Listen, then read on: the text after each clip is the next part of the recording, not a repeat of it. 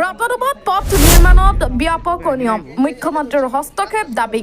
ৰাজ্য চৰকাৰে উন্নয়নৰ নামত যিমানেই ঢাক ঢোল নবজাওক কিয় একাংশ দুৰ্নীতিগ্ৰস্ত বিষয়া ঠিকাদাৰৰ মইমতালি আৰু লুণ্ঠনৰ বাবে সকলো আশাৰত প্ৰতিপন্ন হৈছে।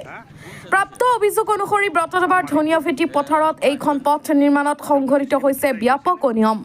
অভিযোগ অনুসৰি পথছোৱা নিৰ্মাণৰ ঠিকা লাভ কৰা জনৈক মুনে বিভাগীয় নীতি নিয়মক জলাঞ্জলি দি নিজৰ খেয়ালখুচি মতে পথ নিৰ্মাণ কৰি থকা জাংগুৰ খাই উঠিছে স্থানীয় ৰাইজ। পথছোৱা নিৰ্মাণত বহল কৰাৰ পৰিৱৰ্তে আৰু ঠেক কৰাত অসুবিধাৰ সৃষ্টি হৈছে পথচাৰীৰ লগতে স্থানীয় ৰাইজ। এই লৈ ঠিকাদাৰক অভিযোগ জনাই যদিও ঠিকাদাৰজনে দমফালি মাৰি ফুৰাত উপায়ন্ত হৈ ৰাইজে সংবাদ মাধ্যমৰ যোগে মুখ্যমন্ত্ৰীক হস্তক্ষেপ দাবী কৰে। News desk report UNB news. এইটো ৰাস্তাখন কালি চেইন কেবল পেলাই ব্লক কৰি থৈছিল। এতিয়া আমি কালি ব্লক কৰি থোৱাত আমাৰ ধান কাটা অসুবিধা হৈছে, ধান আনা নিয়া, মাছ কঢ়িয়া অসুবিধা হৈছে, ৰোগী এটা আহিবলৈ অসুবিধা হৈছে।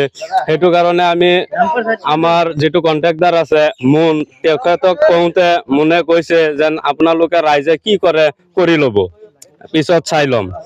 আমি মহৰীক কওঁতে মহৰীয়ে কৈছে গুণ্ডাগিৰি কৰিছে, অসুবিধা হৈছে। আমাৰ এতিয়া বৰ্তমান ৰাস্তাটো আছে আগতে যিমান বহল আছিল তাৰ পৰা তলৰ পৰা খান্দি চাইডত মাটি পেলাই দিছে আৰু এইটো ৰাস্তা যিমানটো বহল হ'ব লাগে 1 ফুটমান খান্দিছে আৰু যিমানটো আমাৰ বহল হ'ব লাগে ইমানটো বহল হোৱা নাই। একটা যদি ইণ্ডিকা লৈ যাওঁ আমি তেতিয়াহ'লে টমটম এটা পাৰ হৈ নাযায়। এনেকুৱা এটা চাইডত গাড়ী এটা খাৰা কৰি কিনা পিছতহে লৈ যাব লাগে। আমি এনেকা সমস্যা পাইছো। এতিয়া ৰাস্তাখন ওখ হ'ব লাগে, ৰাস্তাখন ওখ হোৱা নাই, চেইন কেবল দি আৰু ডাউনহে হৈ আছে ৰাস্তা।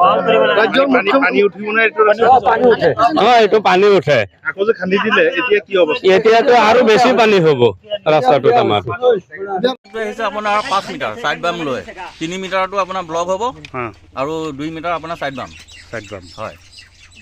এটা আপুনি এষ্টিমেট চাই কৈছে নে? এষ্টিমেট চাই কৈছে। এষ্টিমেট আছে নে আপোনাৰ লগত? বৰ্তমান মোৰ লগত নাই, মোক মাতিছে অফিচৰ পৰা আনিবলৈ। এতিয়া এষ্টিমেট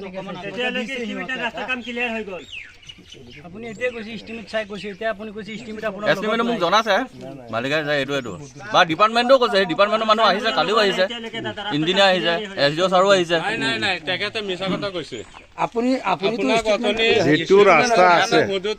যিটো ৰাস্তা আছে ৰাস্তা আপোনালোকে পেলাই থৈ পেলাই মাজত বান্ধি আছে ন? মাজত বান্ধি আছে মানে ৰাস্তাটো আপোনাৰ বহুত বহল আছে। সাইড বাম লৈ আপোনাৰ 5 মিটাৰ আৰু আমাৰ যোনটো ব্লক হ'ব মাজত সেইটো হ'ল আপোনাৰ 3 মিটাৰ। 3 মিটাৰ তাৰপিছত 10 ইঞ্চি দুফালে ঢালাই হয়, সেইটোৱে এষ্টিমেট।